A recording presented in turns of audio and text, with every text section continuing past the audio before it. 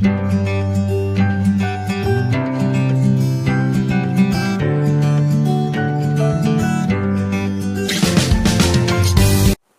Media बंधु को पहले तो नमस्कार करता हूं। आज के महाराष्ट्र प्रदेश मुंबई में हो रहे इस प्रेस कॉन्फ्रेंस में सभी मीडिया बंधु जो यहाँ उपस्थित हुए, हमारे साथ प्रदेश के यशस्वी अध्यक्ष महाराष्ट्र प्रदेश सैल्यूट तिरंगा के श्री रवि चिकारा जी हम लोगों के साथ में हैं, जिन्होंने हाल में ही अभी कार्यक्रम तिरंगा यात्रा का राष्ट्रीय संयोजक की भूमिका में चल रहे हैं। हमारे साथ बेटी बहन कविता सलियार जी हम लोगों के साथ उपस्थित हैं। विंग कमांडर अजय शर्मा जी हम लोगों के बीच उपस्थित हैं। हम लोगों के साथ विजय आशीष जी हम लोगों के बीच में हम लोगों के साथ उपस्थित हैं। कन्हैया जी हैं और योगेश पटेल जी हम लोगों के साथ यहाँ पर उपस्थित हैं। साथ ही सैल्यूट तिरंगा महाराष्ट्र प्रदेश के कई गण्यमान्य लोग और भी हम लोगों के साथ यहाँ पर उपस्थित हैं। आज का प्रेस कॉन्फ्रेंस करने के पीछे जो उद्देश्य है, ये आप सभी मीडिया बंधु के माध्यम से न सिर्फ महाराष्ट्र प्रदेश बल्कि पूरे देश और विदेश में ये बात पहुंचाने के लिए आवश्यक रहा है कि अभी हाल में ही सैल्यूट तिरंगा जो एक राष्ट्रवादी संगठन है और पिछले 8 वर्षों से देश भर में राष्ट्रवादी जन जागरण के कार्य को लेके कई सारे ऐसे कार्यक्रम को लेके हम लोग आगे बढ़ रहे हैं। लेकिन विशेष बात यह है आज के प्रेस कॉन्फ्रेंस की कि हम लोगों ने पिछले 3 महीना पहले कुछ कार्यक्रम बनाया देश में, जिसको लेके आज पूरे देश में चर्चाएं हो रही हैं। कार्यक्रम का नाम था तिरंगा यात्रा और तिरंगा यात्रा के लिए हम लोगों ने महाराष्ट्र प्रदेश अध्यक्ष श्री रवि चिकारा जी को तिरंगा यात्रा पूरे भारत का राष्ट्रीय संयोजक बनाया। और बहुत ही खुशी की बात है, गर्व की बात है कि हम लोगों ने जब तिरंगा यात्रा का शुभारंभ करने के लिए सोचा तो पहला प्रेस कॉन्फ्रेंस हम लोगों ने श्रीनगर में 17 जुलाई 2024 को श्रीनगर में डल लेक के पास में ही हम लोगों ने प्रेस कॉन्फ्रेंस किया। और उस प्रेस कॉन्फ्रेंस के माध्यम से हम लोगों ने न केवल जम्मू कश्मीर के आवाम को बल्कि पूरे देश के लोगों को यह बताया कि पिछले वर्ष की भांति इस साल भी हम लोग तिरंगा यात्रा जम्मू कश्मीर से ही प्रारंभ करेंगे और 1 अगस्त से लेकर 15 अगस्त तक पूरे भारत में हम लोग हर घर तिरंगा के तर्ज पे कई तरह के यात्रा को लेकर आगे बढ़ेंगे, जिसमें हम लोगों ने तिरंगा यात्रा में पदयात्रा को भी किया। डल लेक पे शिकारा बोट के भी यात्रा निकाले गए, कई जगह पर साइकिल यात्रा भी निकाले गए। देश के अनेकों कोने कोने में जिले जिले में जाकर हम लोगों ने तिरंगा यात्रा निकाला। लेकिन आपको बताते हुए मीडिया के माध्यम से जो खबर जाएगी दुनिया को, ये जानना जरूरी है कि हम लोगों ने श्रीनगर में जब यात्रा निकाला 1 अगस्त को, तो पूरे देश आश्चर्यचकित होकर देख रहे थे कि उन सब स्थानों पर यात्रा निकाला गया जहां आज तक यात्रा कभी भी तिरंगा यात्रा निकाला नहीं गया था। आपने नाम सुना होगा सिराज उल उलमन, ये एक मदरसा है वहां पे, जहां पर आजादी के बाद कई बार प्रयास किया गया कि उनके स्कूल कॉलेजेस मदरसा में तिरंगा यात्रा निकाला जाए, लेकिन उन लोगों ने कभी भी तिरंगा को हाथ में नहीं उठाया, अपने कंधे पे नहीं उठाया। लेकिन धन्यवाद करता हूं मैं पूरे टीम को जो इस कार्यक्रम में रवि चिकारा जी के साथ वहां पर मौजूद थे। हमारे साथ अभी रवि चिकारा जी बताएंगे कि टीम में कौन कौन लोग वहां पर अगुवाई किए। मैं और सच्चिदानंद जी इनके साथ, वहां संजय सराफ जी के साथ, नवीन जी और विकास जी के साथ प्रेस कॉन्फ्रेंस किया था और उसमें हम लोगों ने खुलेआम इस बात को रखा था कि हम जम्मू कश्मीर के युवाओं को साथ लेके आएंगे, हम वहां के महिलाओं को लेके आएंगे, आम आवाम को लेके आएंगे और हम लोग एक संदेश देना चाहते हैं कि हम जम्मू कश्मीर से कन्याकुमारी तक, कटक से कटक तक, बंगाल से आसाम तक पूरे भारत को एक सूत्र में बांधना चाहते हैं, जिसमें कोई जाति नहीं है, कोई धर्म नहीं है, कोई समुदाय नहीं है, सिर्फ एक धर्म है, वो धर्म है तिरंगे का। एक बात है भारत माता की जयकारा का। और जब इन्होंने अपने नेतृत्व में वहां पर यात्रा निकाली तो वहां के युवाओं में, वहां के महिलाओं में, वहां के आम आवाम में एक अद्भुत दृश्य देखने लायक था। सभी के हाथ में तिरंगा झंडा और एक ही बात वो कर रहे थे, भारत माता की जय, भारत माता की जय, हम एक हैं, हम एक हैं। हिंदू मुस्लिम सिख ईसाई आपस में है भाई भाई। ये पहली बार आजादी के बाद कई सारे मदरसा के अंदर, कई सारे स्कूल्स के अंदर, कई सारे कॉलेज के अंदर सामाजिक संगठन के लोग बढ़ चढ़कर हिस्सा लिए। ये एक बहुत ही ऐतिहासिक कार्यक्रम वहां देखने के लिए मिला, जिसकी जानकारी अभी हमारे राष्ट्रीय संयोजक आपको देंगे। इसके साथ साथ हम लोग अभी चूंकि कई सारे ऐसे राष्ट्रवादी कार्यक्रम करते हैं, आप सभी के माध्यम से मैं देश को यह भी बताना चाहता हूं, सैल्यूट तिरंगा का मतलब है जन जागरण, राष्ट्रीय जन जागरण। हम राष्ट्रवादी जन जागरण के काम करते हैं, हम लोगों को जगाने के काम करते हैं। जो हालात अभी आपने देखा बांग्लादेश में, जो हालात आप कुछ समय पहले देखे पाकिस्तान में, उसके कुछ समय पहले आपने अफगानिस्तान में देखा, थोड़े साल पहले आपने श्रीलंका में देखा होगा कि कैसे लोग जो है सो सरकार से विक्षिप्त होकर या वहां की आंतरिक स्थिति के कारण पार्लियामेंट के अंदर घुस जाते हैं, प्रधानमंत्री के घर के अंदर घुस जाते हैं, राष्ट्रपति को रातों रात प्रधानमंत्री को अपने देश से भागना पड़ता है। हमें उन सब तमाम चीजों को लेके सैल्यूट तिरंगा आज 750 जिले में 2800 राज्यों में राष्ट्रवाद जन जागरण का कार्य कर रही है। हम जगाने का काम कर रहे हैं, भारत की अस्मिता को याद रखने की बात कर रहे हैं, हम अपने संस्कृति और संस्कार को कैसे लेके आगे बढ़े इसकी बात कर रहे हैं। हम जन जन में, हम अपने जो नई पीढ़ी है, जो नए बच्चे आ रहे हैं, उनके बीच हम अपनी बात रखने की कोशिश कर रहे हैं कि वो हमारे स्वतंत्रता, वो अपने स्वतंत्रता सेनानी को, वो अपने शहीदों को याद करें और जो कुर्बानी दी गई है, जो भारत माता के लिए जो लोगों ने अपने किसी ने अपने भाई को खोया, किसी ने अपने बेटे को खोया, किसी ने अपने चाचा को खोया, तो उनकी जो ये कुर्बानी है वो भारत माता के लिए है, भारत देश के लिए है। भारत को जो विश्व गुरु बनाने का जो सपना देख रहे हैं हमारे राजनेता, हमारे जो राजनीतिक पार्टियां हैं, उसको सफल करने के लिए आम जनता की भूमिका क्या होनी चाहिए, इन तमाम बातों को लेके हम कई कार्यक्रम लेके आते हैं। सैल्यूट तिरंगा एक शाम शहीदों के नाम कार्यक्रम के माध्यम से लोगों को जगा रही है, तिरंगा यात्रा करके लोगों को जगा रही है। हम कई सारे ऐसे मेडिकल कैंप्स कर रहे हैं, हम पर्यावरण के ऊपर काम कर रहे हैं, हम सम्मान समारोह करते हैं, जैसे अटल तिरंगा सम्मान, अटल जी के याद में इस साल भी उनकी 100वीं जयंती है। हम देश के गण्यमान्य लोगों को बुलाते हैं और एक मंच के माध्यम से उनको सम्मानित करने का काम करते हैं। पूरा जो आप देख रहे हैं, ये जो परिदृश्य है, उसके पीछे एक ही लक्ष्य है, ये लक्ष्य है कि भारत को विश्व गुरु बनाना, भारत को सशक्त करना, भारत के वैभव को बढ़ाना, भारत की अस्मिता को लेकर आगे चलना, एक सशक्त भारत, एक श्रेष्ठ भारत और दुनिया में भारत के नाम को आगे ले आने के लिए सैल्यूट तिरंगा सभी को एक साथ लेके चल रही है। यही सैल्यूट तिरंगा का उद्देश्य है।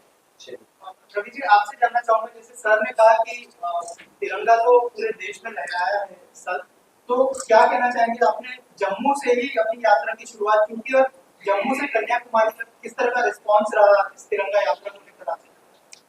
देखिए, श्रीनगर जो है, जम्मू कश्मीर जो है, हमारे देश का मुकुट है। तो पिछले साल भी हमारे राष्ट्रीय अध्यक्ष जी के नेतृत्व में वहां पे शिकारा प्रतिस्पर्धा और यात्रा का आरंभ किया गया था। तो हम लोगों ने ये सोचा कि जम्मू कश्मीर की ओर पूरा विश्व देखता है और जम्मू कश्मीर के युवाओं को प्रोत्साहित करने के लिए, उन सब लोगों को अपने साथ जोड़ने के लिए, देश में राष्ट्रवाद की और एकता की भावनाओं को प्रदर्शित करने के लिए, पूरे विश्व में पहुंचाने के लिए हम सब लोगों ने मिलकर तय किया कि हम 1 अगस्त में पूरे देश में यात्रा की शुरुआत श्रीनगर से करेंगे। हम लोगों ने, सब लोगों ने 17 तारीख में जुलाई में प्रेस कॉन्फ्रेंस की श्रीनगर में जाके, और 31 जुलाई को हम लोग यात्रा के उद्देश्य से पहुंचे। हमारे प्रदेश की टीम, जिसमें फैजान जी हमारे प्रदेश अध्यक्ष हैं, शब्बीर जी हमारे महामंत्री जनरल सेक्रेटरी हैं, संजय सराफ जी हमारे राष्ट्रीय महामंत्री हैं, और हमारे राष्ट्रीय अध्यक्ष जी की अध्यक्षता में और हमारे संगठन मंत्री श्री सच्चिदानंद जी की अध्यक्षता में हम लोग 1 अगस्त में सुबह 8 बजे डल लेक के किनारे नेहरू पार्क पर बरिस्ता के पास से हमने यात्रा की शुरुआत की। सबसे बढ़िया बात यह है पूरे देश के लिए, हम लोगों के लिए, कि श्रीनगर में हम लोग इस बार पहली बार वहां के युवाओं को अपने साथ जोड़ने में कामयाब हुए। 3 किलोमीटर की इस यात्रा में बारिश पड़ रही थी और हम सब लोग नारे लगाते हुए जा रहे थे कि देश का झंडा ऊंचा रहेगा, भारत का झंडा ऊंचा रहेगा, वंदे मातरम और भारत माता की जय। पूरे 3 किलोमीटर की यात्रा में बारिश पड़ते हुए यात्रा चल रही थी और इस तरह के जयघोष हो रहे थे। और वहां के जम्मू कश्मीर के स्कूलों की बच्चियां और बच्चे और युवा साथी, बुजुर्ग, 80 साल के लोग भी झंडा लेके अपने हक में खड़े हुए थे। और मुझे उन सब लोगों के साथ में यात्रा करते हुए हमारे सल्यूट तिरंगा के नेतृत्व में इतने आनंद की अनुभूति हुई, मेरा सर इतने गर्व से ऊंचा हुआ। और सब लोगों से हमने बहुत विस्तृत तरीके से बात की, सब लोग उसके साथ कनेक्ट करने की कोशिश की, उनके साथ में चाय नाश्ता किया, उनके साथ में खाना खाया, उनके साथ में फिर शिकारा प्रतिस्पर्धा की। तो हम लोग सब एक ही है, पूरे हमारा पूरा देश एक ही है। हमारे सल्यूट तिरंगा की संगठन की ये इच्छा है कि पूरे देश में जैसे हम दिल्ली, बंबई, इंदौर, कलकत्ता सब जगह घूमते हैं, बंबई, ऐसे ही हमारा जम्मू कश्मीर भी होना चाहिए। हमारे लिए वो जगह और उन सब लोगों के लिए हम लोग सब एक साथ में इस तरीके से मिक्सअप होने चाहिए। वहां पे नए नए डेवलपमेंट होने चाहिए, वहां पे रोजगार बढ़ना चाहिए। अगर भय का माहौल नहीं रहेगा, अगर जिस तरीके से हमने डल लेक के किनारे हमारे संगठन ने तिरंगा यात्रा का आयोजन किया, इस उससे भी पूरे विश्व में एक अच्छा संदेश गया। सब लोगों को थोड़ा कंफर्टनेस महसूस होती है। आपके मीडिया के माध्यम से पूरे नेशनल न्यूज पे, इंटरनेशनल न्यूज पे, ये न्यूज सब जगह चल रही थी और बार बार चल रही थी, सारे सोशल मीडिया पे भी चल रही थी। और हमारे सल्यूट तिरंगा के लाखों कार्यकर्ताओं ने और हमारे देश के बहुत सारे लोगों ने हमसे इस बारे में तरह तरह के सवाल किए। सब लोगों की इतनी उत्सुकता है, कम से कम 200-300 वीडियो है जो मैं आप लोगों के साथ में शेयर कर सकता हूं। डल लेक के किनारे श्रीनगर के अलावा 1 से 15 तारीख तक जम्मू कश्मीर के 6 जिलों में अलग अलग जगह पे, सैकड़ों जगह पे स्टूडेंटों को साथ में लेके, युवाओं को साथ में लेके, बुजुर्गों को साथ में लेके इतनी यात्राएं निकालनी है कि इतिहास रचा गया है इस बार संयुक्त तिरंगा के संगठन के द्वारा। सर इसके अलावा क्या क्या चैलेंजेस आए? जैसे सर ने कहा कि बहुत सारे इंडिया में ऐसे थे आजादी के बाद भी तिरंगा नहीं फहराया गया था, तो क्या कहना चाहेंगे? देखिए, आप इस देश में नहीं, किसी भी देश में, पूरे विश्व में कहीं पे भी कुछ अच्छा काम करने निकलेंगे तो बहुत सारी दिक्कतें आएंगी, बहुत सारी परेशानी आएंगी, लोग आपको रोकेंगे, जगह जगह परेशान करेंगे। लेकिन इस यात्रा से पहले ही हमारे राष्ट्रीय अध्यक्ष जी की गृह राज्य मंत्री जी से मुलाकात हुई थी और गृह राज्य मंत्री जी ने हमें पूरी सुरक्षा का और पूरे सहयोग का वादा किया था। लेफ्टिनेंट गवर्नर आदरणीय श्री मनोज सिन्हा जी ने भी हमें बहुत सहयोग दिया और वहां के प्रशासन का भी मैं बहुत धन्यवाद करता हूं। उन्होंने परमिशन से लेके और हमारे साथ में सुरक्षा के लिए, सिक्योरिटी के लिए बहुत समुचित, बहुत बेहतरीन प्रबंध किया। हमें पूरा आश्वस्त किया, हमें एक कंफर्ट जोन दिया, हमें अच्छा माहौल दिया। और देखो, आप सब लोग परिचित हैं कि पहले के मुकाबले पिछले कुछ सालों में वहां का माहौल बहुत बदला है। वहां पे विकास के बहुत कार्य हुए हैं, बहुत लोगों का नजरिया भी काफी चेंज हुआ है। हम जैसे लोगों के माध्यम से भी लोग काफी सहज हो रहे हैं और लोग बहुत प्यारे लोग हैं, बहुत अच्छे लोग हैं। सिर्फ और सिर्फ कुछ लोग हर जगह होते हैं, पूरे देश में होते हैं, हर जगह होते हैं, हर शहर में होते हैं, तो खराब और अच्छे का संतुलन तो सब जगह चलता रहता है। लेकिन हमारा उद्देश्य ये है कि वहां पे और भी ज्यादा विकास कार्य हो। हमें भी कुछ वहां पे कार्यों का पता लगता है कि वहां पे किन किन चीजों की जरूरत है। हम अपने राष्ट्रीय अध्यक्ष जी के माध्यम से सरकार से भी कुछ योजनाएं वहां पे मोबिलाइज, और वैसे तो सरकार वहां पे अपने हिसाब से बहुत अच्छे अच्छे काम कर रही है, लेकिन हम भी जितना हमसे हो पाएगा मैसेज दे पाएंगे सरकार को। और जो वहां पे कुछ अच्छे कार्य कराने की जरूरत है, कुछ विकास कार्य कराने की जरूरत है वहां के रोजगार के लिए, वहां के युवाओं के लिए, वो हम अपने स्तर पर संगठन के माध्यम से 100% करेंगे और करते रहेंगे। सर इसके अलावा तिरंगा तो फहराया गया है इस बार, लेकिन जो बंगाल में शर्मनाक चीज हुई रेप को लेकर, उसके बारे में क्या है? पहले मैं 1 मिनट के लिए यही बात कंप्लीट कर लेता हूँ। 1 तारीख के बाद में 1 से 15 अगस्त संयुक्त तिरंगा ने श्रीनगर और जम्मू कश्मीर के अलग अलग जिलों में, सोफिया जैसी जगह में भी, सब जगह पर बहुत बड़ी बड़ी यात्राएं की, बहुत कार्य किए।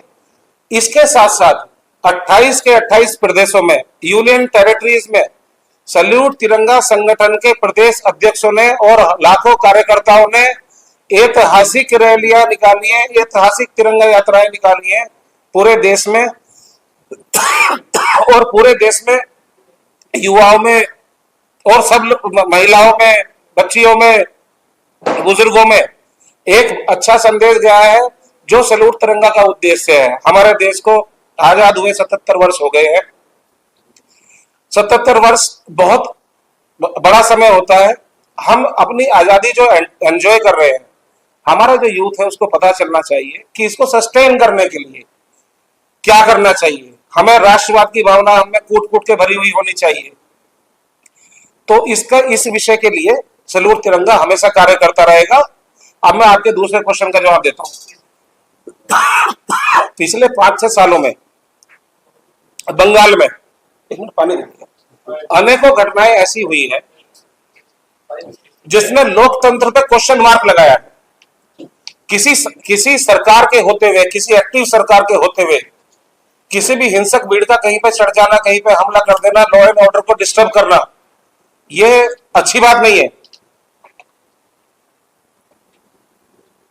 ये जो अस्पताल की घटना हुई है, एक परिवार की बच्ची जॉब करने के लिए हॉस्पिटल में आती है, रात में ड्यूटी करती है, उसके घर वाले सुबह उसका इंतजार कर रहे हैं और सुबह 5:45 पर उसकी अर्धनग्न अवस्था में लाश मिलती है। ये हमारे पूरे देश के लिए बहुत शर्म की बात है। मैं इसके लिए बंगाल सरकार की कड़ी निंदा करता हूं और पिछले 5 सालों में जितनी घटनाएं हुई है, हमारे आदरणीय जस्टिस चंद्रचूड़ सिंह जी ने भी इसका बहुत कड़ा संज्ञान लिया है कल कोर्ट में। और मैं तो अपनी तरफ से ये बोलता हूं कि सरकार को वहां पर राष्ट्रपति शासन लगाने की संस्तुति करनी चाहिए। लगातार घटनाएं पे घटनाएं होती जा रही हैं, ऐसी घटनाओं को कोई भी आदमी बर्दाश्त नहीं करेगा। बस मेरे इस बारे में यही बोलना है। सर, आपसे जानना चाहूंगा कि सैल्यूट तिरंगा की शुरुआत कैसे हुई उसके बारे में बताइए, और आगे क्या क्या आपकी योजनाएं हैं उसके बारे में कुछ शेयर करें आप। देखिए, सैल्यूट तिरंगा 2017 2 अक्टूबर में स्थापित हुई है और उस समय से हम लोग धीरे धीरे संगठन को आगे बढ़ाएं और इसके पीछे मकसद बिल्कुल साफ है। हम लोग चाहते हैं कि जो नई पीढ़ी आ रही है, जो युवा है, जो महिला है, महिला सशक्तिकरण के ऊपर भी हम लोग काम कर रहे हैं। बेटी बचाओ बेटी पढ़ाओ के ऊपर हम लोग कई सारे कार्यक्रम किए हैं। और देश को अगर आगे लेके जाना है तो केवल बेटों को सुरक्षित रखने से नहीं होगा, बेटियों को सुरक्षित रखना जरूरी है। तो हमें इन दोनों ताकतों को लेके आगे बढ़ना है। इसके ऊपर सैल्यूट तिरंगा कार्य कर रही है। सैल्यूट तिरंगा ने कई ऐसे कार्य किए हैं, जैसे मैंने अभी थोड़ी देर पहले आपको बताया कि हम मेडिकल कैंप्स लगाते हैं उन रिमोट एरिया में जहां पर डॉक्टर्स नहीं पहुंच पाते हैं। हम वहां पर हर तरह के इलाज की व्यवस्था भी करते हैं। हम बेटी बचाओ बेटी पढ़ाओ के साथ साथ हम लोग कई ऐसे कार्यक्रम को लेके चल रहे हैं, सम्मान समारोह को लेके चल रहे हैं, तिरंगा यात्रा को लेके चल रहे हैं। जन जागरण करने का काम है हमारा और ये कार्यक्रम हम करते रहेंगे, क्योंकि हमारा जो देश है और ये दुनिया का सबसे बड़ा आबादी के तौर पे देखे तो सबसे बड़ी देश है। 140 करोड़, आज हम चाइना से भी आगे निकल गए। हमारी शक्ति बहुत ज्यादा है। आज हम 11वें अर्थव्यवस्था से 5वीं अर्थव्यवस्था पे आ गए। आने वाले समय में हम 3री अर्थव्यवस्था बनने वाले। तो अगर हम सभी मिलकर एक एनर्जी के साथ, सरकार के भरोसे काम छोड़ने से तो होना नहीं है। हमें अपनी नैतिक जिम्मेवारी उठानी है। भारत को एक राष्ट्रवादी ताकत बनाना, जैसे इसराइल के अंदर हर व्यक्ति राष्ट्रवादी है, लेकिन भारत के अंदर हर व्यक्ति राष्ट्रवादी नहीं है। उनको अपने काम से मतलब है। हमें उनके अंदर जन जागरण लाना है कि आप थोड़ा देश के प्रति भी समर्पित हो और देश के लिए भी कुछ काम करें। ऐसे कई कार्यक्रम को लेके हम लोग आगे बढ़ रहे हैं। सर, आपने बेटियों की बात की। आज कहीं ना कहीं बहुत गंभीर मुद्दा है बेटियों को लेकर। आए दिन रेप के वारदात, रेप के केसेस सुनने को मिले। जिस देश में बेटी को देवी माना जाता है, माता माना जाता है, उस देश में जो बलात्कार के हिस्से बढ़ रहे हैं, क्या कारण मानते हैं? क्या अब वक्त नहीं आ गया कि बलात्कारी को सीधा डेथ पेनल्टी दी जाए? बिल्कुल सही सवाल आपने किया और अभी हमारे महाराष्ट्र प्रदेश के जो अध्यक्ष थे उन्होंने गंभीरता से इसका जवाब भी दिया। देखिए, हम केवल महिलाओं को, अपने माँ को शक्ति रूप में कैसे मानते हैं, ये आप देखते होंगे कि हम लोगों ने, चाहे वो दुर्गा हो, सरस्वती हो, काली हो, हर रूप पे हम अपने बेटियों को मानते हैं। हम बेटी की पूजा भी करते हैं। आप देखते हैं नवरात्र में हम लोग कन्या पूजन भी करते हैं। और तो छोड़िए, दुनिया का ऐसा कोई देश नहीं है जो अपने देश को मां समझता हो। भारत ही का एक इकलौता देश है पूरी दुनिया के अंदर जो अपने देश को भारत माता के संबोधन से, देखिए दुर्भाग्यपूर्ण है जो घटना घटती है, चाहे दिल्ली की निर्भया की घटना को उठाइए, चाहे अलग अलग राज्यों के आप डेटा को चेक करिए, बहुत सारे ऐसे राज्य हैं जिसमें कि बलात्कार की घटना बढ़ी है। इसको नियंत्रित करना बहुत जरूरी है और इसके लिए सरकार को, कोर्ट को अविलंब लॉ में, कानून में परिवर्तन करना पड़े तो करना चाहिए। सैल्यूट तिरंगा संगठन सरकार से भी प्रार्थना करती है, निवेदन करती है कि ऐसा कानून बनाइए जिसमें किसी को भी इस तरह का घटना करने के पहले एक खौफ पैदा होना चाहिए, एक डर पैदा होना चाहिए, और डर ही एक ऐसा माध्यम है जिससे इस तरह के घटना के ऊपर लगाम लगाया जा सकता है। कई ऐसे मिडिल ईस्ट के कंट्री हैं जहां पर इस तरह की घटनाएं बहुत कम होती है। उसका रीजन ये है कि वहां के कानून बहुत सख्त है। सैल्यूट तिरंगा भारत, पूरे भारत की तरफ से मैं आह्वान करता हूं और महाराष्ट्र प्रदेश की तरफ से सरकार से आह्वान करता हूं कि एक कठोर कानून इसके लिए बनाया जाए और फास्ट ट्रैक कोर्ट में इसका सुनवाई हो और 1 महीने के अंदर ऐसे दरिंदों को फांसी की सजा दी जाए। सर, एक सवाल और है मेरा आपसे, देश को आजाद हुए 77 ईयर्स हो चुके हैं, इसके बावजूद भी क्या जरूरत लगती है आपको कि हर देशवासियों के अंदर भावना देशभक्ति की पैदा करनी पड़ रही है, और ये कब तक करना पड़ेगा हमको? देखिए, ये एक कंटिन्यूअस प्रोसेस है, हम जैसे जैसे आगे बढ़ेंगे। अभी आपने देखा कि हमने आजादी का अमृत महोत्सव मनाया, हम 75 साल में पहली बार हर घर तिरंगा कार्यक्रम को लेके आए, और मैं इस मंच के माध्यम से बताता हूं कि हम लोगों ने सैल्यूट तिरंगा की कमेटी ने ड्राफ्ट भेजा था पीएमओ में, और प्रधानमंत्री जी को धन्यवाद करता हूं, उन्होंने फ्लैग कोड में चेंजेस किया, रूल को बदला। पहले हमारा तिरंगा गाड़ी के ऊपर, घर के ऊपर, कोई कहीं पर लेके यूज नहीं कर सकते थे। ये कार्यक्रम करने के पहले 1 महीना पहले फ्लैग कोड में चेंजेस हुआ, आज हमारा तिरंगा घर घर में लग रहा है। हम लोग इसको अभी लेके और आगे बढ़ेंगे। हमें भारत को एक राष्ट्रवादी ताकत तैयार करना है, हर व्यक्ति देश के प्रति सोचे, और ये हर घर तिरंगा अगले जब 100 साल आजादी का हम मनाएंगे तो ये हर हाथ तिरंगा होगा, और राष्ट्रवाद के लिए तो काम करते ही रहना पड़ेगा। हमारा जो देश है, हमारा देश जो है वो बहुत बड़ा देश है। आजादी के माध्यम से देखें तो हम दुनिया के नंबर 1 कंट्रीज हैं, और इसमें हर तरह के लोग हैं, अमीर है, गरीब है, आर्थिक व्यवस्था जो है वो भी आप देख रहे हैं, रोजगार की स्थिति भी देख रहे हैं।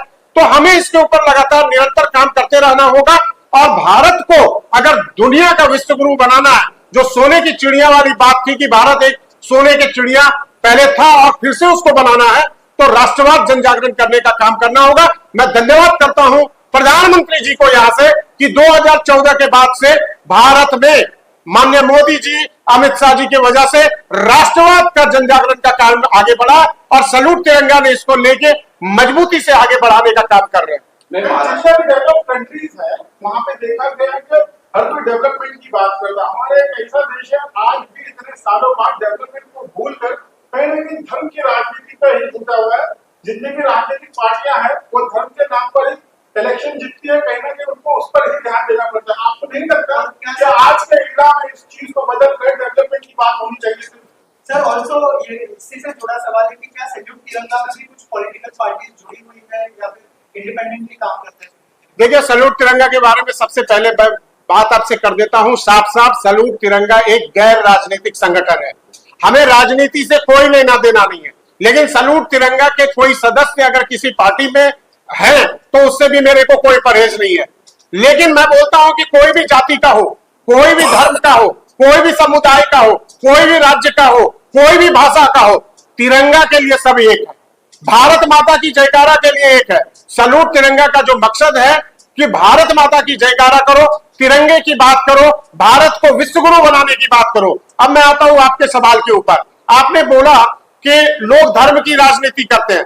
देखिए, पॉलिटिकल सिस्टम जो है वो तो ऐसे चल रहा है, वो चलते रहेगा, लेकिन फिर भी मैं आम आवाहन को, जो आवाम को जगाने का काम कर रहा हूं, मैं इस बात का, हम लोग सैल्यूट तिरंगा के लोग इस बात पे फोकस करते हैं कि आपको जो भी राजनीति करना है करिए, लेकिन देश के नाम पे राजनीति मत करिए, भारत के संविधान के नाम पे राजनीति नहीं करिए। भारत का संविधान पहले भी सुरक्षित था, 77 वर्षों से सुरक्षित है, आज भी सुरक्षित है और कल भी सुरक्षित रहेगा, उसके ऊपर कोई छेड़छाड़ नहीं कर सकते हैं। लेकिन आपके सवाल बहुत अच्छे हैं, ये जगाने की बात जो हम लोग बार बार कर रहे हैं, इसीलिए तो कर रहे हैं कि जागो भारत जागो, और जागना होगा, परिवर्तन हो रहा है। आप देखिए नई नई टेक्नोलॉजीज आ रहे हैं, अलग अलग देशों में किस तरह से टेक्नोलॉजी को लेकर लोग बढ़ रहा है, प्रतिस्पर्धा बढ़ा है, लोग अलग अलग तरह के नई नई चीजों का आविष्कार कर रहे हैं। तो भारत जो है इस 77 साल में आप बोल नहीं सकते ऐसा कि डेवलप नहीं हुआ। भारत बहुत डेवलप हुआ। भारत एक विकसित जो देश बनना है उसके ऊपर आगे बढ़ चुकी है। प्रधानमंत्री जी का जो सपना है कि 2047 में भारत विकसित होगा, मैं इस आशा और विश्वास से आपको यकीन दिलाना चाहता हूं, भरोसा दिलाना चाहता हूं कि जिस तरह से भारतीयों में आज उत्साह आया है, जिस तरह से रोजगार सेल्फ रोजगार की ओर आगे बढ़े, हमारे नवयुवक के अंदर जितने टैलेंट है, लड़कियां जितना बढ़ चढ़ कर काम कर रही है, हम निश्चित रूप से एक डेवलप्ड कंट्री की ओर बढ़ रहे हैं और 2047 के पहले ही भारत एक विकसित देश बनकर तैयार हो जाएगा।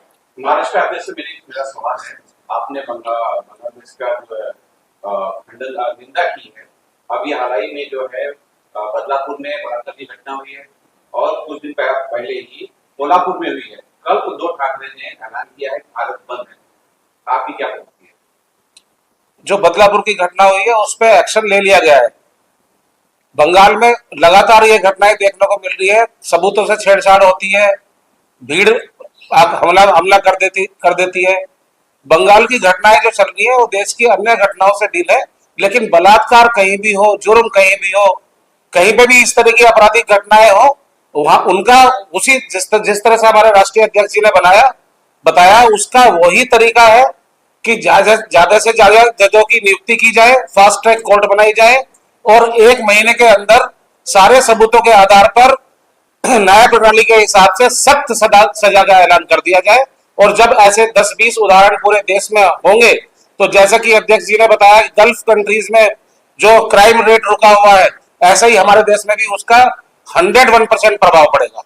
सर आपसे जानना चाहूंगा, इंटरनेशनल लेवल की अगर बात करें तो बांग्लादेश में हुआ, थोड़े दिन पहले पाकिस्तान में हुआ था, उसके पहले श्रीलंका में हुआ था, जो पीएम के घर में घुस के फिर उनको जो अपने पद से निष्कासित कर देना, और जो हिंदुओं के ऊपर जो बांग्लादेश में अभी हो रहा है, सर क्या प्रतिक्रिया?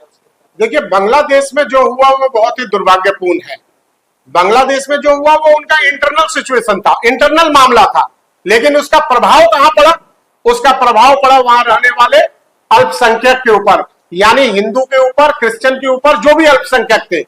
ये घटना बहुत ही इसका कड़ी निंदा कर रहा हूं, और बांग्लादेश हो चाहे पाकिस्तान हो चाहे श्रीलंका हो, इस बात को उनको समझ लेना होगा कि अगर इस तरह के घटना को वो नहीं रोकते हैं तो इसके गंभीर परिणाम देखने के लिए होंगे। भारत जो देश है, आज इस देश में आप देखिए कि तिब्बत के दलाई लामा भी यही शरण लिए हुए हैं, आज बांग्लादेश के प्रधानमंत्री भी भाग के आके यही शरण लिए हुए हैं। भारत ने हमेशा एक दूसरे के साथ एक अच्छे संबंध बनाने का कार्य किया, लेकिन इसका मतलब नहीं होता है कि आपके देश के अंदर कोई भी राजनीतिक उठापटक हो और उसका परिणाम वहां के हिंदू को झेलना पड़े, इसको कतई बर्दाश्त नहीं करेंगे। अगर इस तरह के घटना को बांग्लादेश हो चाहे पाकिस्तान हो चाहे श्रीलंका हो, कोई भी कंट्री हो, अगर इस तरह के घटना को वो अगर लगाम नहीं लगाते हैं तो कल दिन बहुत गंभीर परिणाम होगा। यहाँ के लोग रिटेलिएट करेंगे, तो अगर एक बार यहाँ का लोग रिटेलिएट करेंगे तो वो बहुत छोटी छोटी देशें हैं, फिर उनको समस्या आ जाएगी। लेकिन फिर भी मैं धन्यवाद करना चाहता हूं प्रधानमंत्री जी को, गृह मंत्री जी को, कि उन लोगों ने सिचुएशन को बहुत अच्छे से हैंडल किया, वहां के सरकार के साथ बात की और इमीडिएटली 72 घंटे के अंदर वहां पर घटनाएं होना बंद हो गया। जो मंदिर के ऊपर हमला किया वो भी दुर्भाग्यपूर्ण था।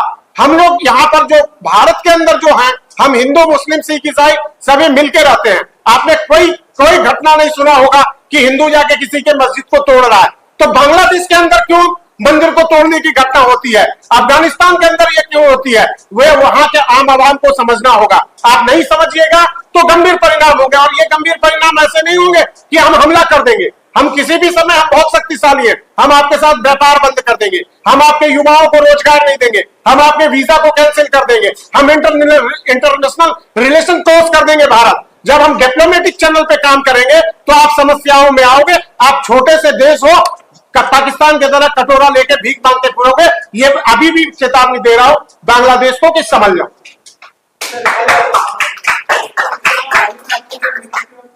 फॉरेस्ट का वाइस प्रेसिडेंट बनाया गया है जी। सर, क्या कहना चाहेंगे? टीम बैठी हुई है, सौरभ जी बैठे हुए हैं।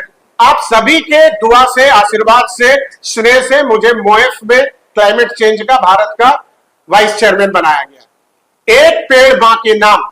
आप सभी से भी विनती करता हूं कि इस बार पिछले साल की गर्मी देखे होंगे आप, अभी भी देख रहे हैं कि मुंबई में भी मैं आया हूं तो थोड़ी गर्मी महसूस हो रही है। दिल्ली में स्थिति बहुत खराब है, वहां तो गर्मी भी ज्यादा, बरसात भी ज्यादा, ठंड भी ज्यादा। तो क्लाइमेट चेंज का जो सिचुएशन आ रहा है, इसके लिए हम सभी को जागृत होना होगा। आप सभी पत्रकार बंधु से मैं हाथ जोड़ के निवेदन करता हूं कि आप मीडिया चैनल के माध्यम से जरूर चलाइए कि पर्यावरण पे थोड़ा काम करो, थोड़े पेड़ लगाओ।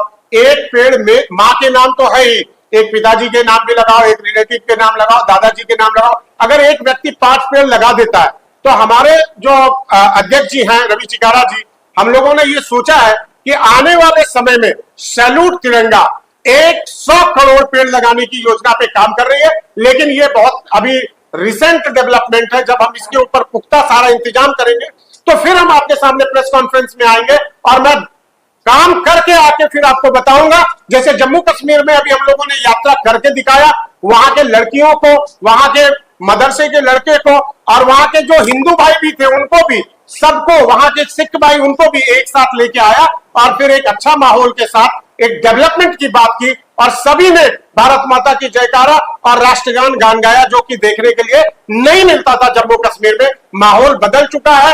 हम चाहते हैं और सोचते हैं और मेरी इच्छा, पूरी टीम की इच्छा है कि भारत सर्वश्रेष्ठ बने। इसके लिए सबको एक साथ काम करना होगा। इसके अलावा खेल में भी आप कुछ करना चाह रहे जी जी, बहुत अच्छा सवाल किया। सवाल छूट गया था। अभी हम लोग एक खेल स्टार्ट कर रहे हैं क्रिकेट से, क्योंकि हमारे देश में क्रिकेट बहुत लोग प्यार करते हैं, क्रिकेट को एक दूसरा धर्म की तरह ही मानते हैं। तो हम लोगों ने तिरंगा क्रिकेट लीग जो है वो 26 जनवरी से स्टार्ट करेंगे। पूरे इंडिया में हम लोग शॉर्टलिस्ट कर रहे हैं 8 से 10 टीम बनाने की। अभी समय पे बताऊंगा क्या एग्जैक्ट पोजीशन है। इसमें हम लोगों का टारगेट ये है, उन गरीब बच्चों को लेके आगे आना जिनके पास खेलने का हुनर तो है, टैलेंट तो है, लेकिन जूते खरीदने का पैसा नहीं है, कपड़े खरीदने का पैसा नहीं है, किट खरीदने का पैसा नहीं है। उनको हम लोग बड़े प्लेयर के साथ मिक्स करके एक लीग तैयार कर रहे हैं, राष्ट्रवादी लीग, और उसको साथ में खिलाएंगे और उसको पैसे भी देंगे। हम ऐसे स्पॉन्सर्स तैयार कर रहे हैं जो उन बच्चों को प्रमोट करेंगे, उसके टैलेंट को निखार करके उसको चैंपियन बना के जो आईपीएल वाली टीम है उन वहां तक पुश करेंगे, कोशिश करेंगे कि उसको वहां पर स्थान मिले। जैसे आपने अभी कई सारे क्रिकेटर्स देखा होगा देश के अंदर, अभी बहुत सारे ऐसे लोग आ गए हैं जो बहुत आर्थिक स्थिति बहुत खराब थी लेकिन आज आईपीएल में आके अच्छा खेल प्रदर्शन कर रहे हैं। तो ऐसे ही हम लोग खेल को भी लेके आगे आ रहे हैं। तो ये राष्ट्रवाद में सभी काम है, देश के जनजागरण के लिए, देश के विकास के लिए, बेहतरी के लिए हर क्षेत्र में हम लोग काम करना चाह रहे हैं। तो हम इसको तिरंगा क्रिकेट लीग का भी उद्घाटन जल्द करने वाले हैं। आप एक बहुत बधाई के पात्र है। आपने जम्मू और कश्मीर की बात की और वहां पर आज भी हम लोग जिस तरह से आपने बात बताई, खुशी हो रही है कि इस तरह का माहौल है, क्योंकि आज भी लोगों को देश में ऐसा लग रहा है कि वहां की जो हालत है थोड़ी नॉट वेरी गुड। बट जिस तरह से आपने बताया वहां थोड़ा खुशहाली माहौल आपको लोगों के बीच पैदा करना चाह रहे हो, मैसेज, स्ट्रॉन्ग मैसेज देना चाहेंगे how things are improving also, और जो लोगों की जहन है अभी जिस तरह उनके लिए जो things are getting better and better. देखिए अभी क्या है, वहां पे स्थिति क्यों परिवर्तन आया, जब हम लोग वहां गए और हमारी पूरी टीम गई। हम सच्चिदानंद जी, थोड़ा सा 1 मिनट में ब्रीफ कर देते हैं। हमारे पूर्व मंत्री सच्चिदानंद पोखरियाल जी, कार्यक्रम के संयोजक रवि चिकारा जी हैं, नवीन कुमार जी हैं, उसके बाद विकास जी गए, संजय सराफ जी, अब फैजान और शब्बीर, 2 लड़के लोकल वहां प्रदेश अध्यक्ष और प्रदेश प्रभारी हमारे। तो हम लोगों ने जाकर वहां पर लोगों से इंटरेक्ट किया तो हमें पता चला लोग चाहते हैं कि वहां पर रोजगार हो, लोग चाहते हैं स्कूल कॉलेज खुले, लोग चाहते हैं कि खेल को भी वहां बढ़ावा मिले। लेकिन इसको 70-75 साल से वहां की कुछ राजनीतिक पार्टियां परिवारवाद को अपने राजनीति को चमकाने के लिए, फारूक अब्दुल्ला, महबूबा मुफ्ती और कुछ अलगाववाद ने उसको दबा के रखा हुआ था। जब से 370 धारा वहां हटी, मैं धन्यवाद करता हूं प्रधानमंत्री अमित शाह जी को कि वहां के लोगों में जैसे मानो पंख लग गया हो, अब वो उड़ना चाहते हैं, एक आसमान में अपनी स्वतंत्रता को देख रहे हैं। तो ऐसे आप मीडिया बंधु के माध्यम से मैं चाहता हूं आप सभी इसको न्यूज को कवर करिए। हम लोग कार्यक्रम तो कर रहे हैं लेकिन हमारा न्यूज जब धीरे धीरे धीरे चारों तरफ फैलेगा तब लोगों को पता चलेगा कि आज 15-15 लाख टूरिस्ट जा रहे हैं जम्मू कश्मीर में, वहां पर घूमने जा रहे हैं। दुनिया का सबसे बेहतरीन टूरिस्ट प्लेस जम्मू कश्मीर में श्रीनगर, वो पहलगाम और बड़गाम और ये सब क्षेत्र में आप जाएंगे, आप स्विट्जरलैंड जाना छोड़ देंगे। लेकिन हालात बेहतर होगा तो, लेकिन हमें डिस्टर्ब कौन करके रखा हुआ है? हमें डिस्टर्ब करके रखा हुआ है चाइना और पाकिस्तान। वो इन्फिल्ट्रेशन करके जबरदस्ती वहां से कर रहे हैं। कुछ आतंकवादी ताकतें इसके ऊपर अपना काम कर रहे हैं, जिसके ऊपर वहां की जनता धीरे धीरे जागरूक हो गई है। वो खुद मुंह तोड़ जवाब दे रही है। जिस समय वहां के युवा तिरंगा लेके सड़कों पर खुलेआम घूम रहे हैं, तो ये मैसेज भारत से ज्यादा पाकिस्तान के लिए है। उनको समझ में आ रहा है कि आवाम अब बदलाव चाहता है, आवाम एक नए भारत की ओर देख रहा है, एक नया शक्ति के रूप में भारत को लाने के लिए वहां के भी युवा और महिलाएं आगे बढ़ रही हैं।